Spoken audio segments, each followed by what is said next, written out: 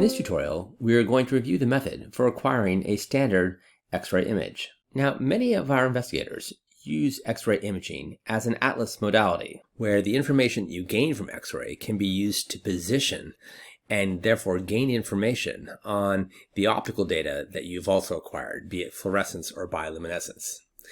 So in this example, we will not only be doing X-ray, but we'll be doing fluorescent imaging. And the target, as has been the case for all the acquisition tutorials, will be our SI imaging calibration device. And we will get both a fluorescent and X-ray image of it and show the advantage of co-registration of fluorescence onto X-ray. Now, we are on the homepage of Aura, as you may know. This is Aura 4.0. And in order to get the X-ray image acquired alone, by itself, you can select this bottom tab amongst the 4 different types of imaging available to you in Aura. And you will see when you select X-ray, you have a very simple camera ribbon when it comes to X-ray. You will be able to choose the object height to optimize X-ray focal calibration and eventual X-ray co-registration with optical data.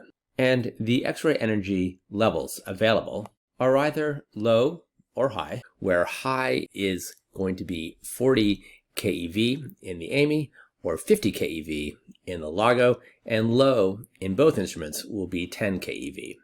Generally speaking, for mice and rats, you will use the high energy X-ray. The low energy X-ray is typically devoted to smaller targets, such as neonate mice, insects, things that have a very low density to them, and for which you will need a softer X-ray energy in order to discern differences in density as determined by an X-ray image. All right, so as mentioned, we're not going to simply take an X-ray. We're going to do X-ray with fluorescence, and you could also do X-ray with luminescence. In either case, you need to go to the fluorescent tab or the luminescent tab to do fluorescence with X-ray or luminescence with X-ray. So let's go ahead, select the fluorescent tab. We can see here, as per usual, the camera ribbon for fluorescence with all of the parameters available to you and their default settings. Now, in this particular instance, we will leave all of the camera parameters at their default settings, and we will go to X-ray and select the high energy option, or in the case of the AMI HTX, the 40 keV option. All right, we are ready to image. Here we go. So, as always, the entire presentation space of the Aura homepage is going to be used to present the data as it's acquired. And in the process of acquiring both fluorescence and X-ray, fluorescence will be acquired first, X-ray will be acquired second. And you will see the data of neither outside of the white light photograph here until the X-ray is complete. So while we are gathering the data, let me explain a little bit about the window that we see here to the right.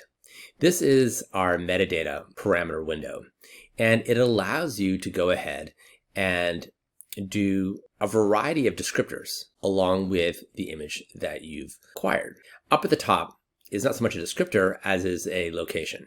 You will be able to set the location of the data to a particular folder, and I've done this here.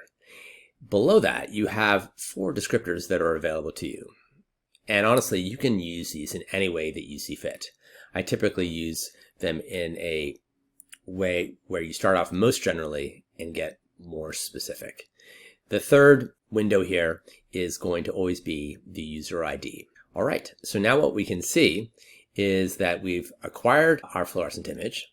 I'm not sure if you noticed as I was talking that there was a flashing X-ray sign here. It was indicating, of course, that an X-ray image was in the process of being acquired.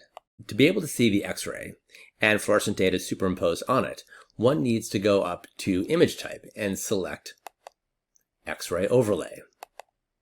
And what you will see is exactly that. Here's the optical fluorescent data superimposed onto the X-ray of the calibration device. And as you can see, there is good contrast and resolution provided by the X-ray, allowing you to get, in the case of a mouse or rat model system, good anatomical data to further assist you in evaluating your optical data, be it bioluminescence or fluorescence. Now, I would like to make one final footnote with regard to the process of X-ray, you can go ahead and optimize your X-ray contrast as follows. You can right mouse click and go to Show X-ray Control. And this will give you a histogram of the pixel values for the X-ray. And you can redefine the min and max. By making the max defined at a lower value, you will brighten up your signal. And this can add some nice contrast.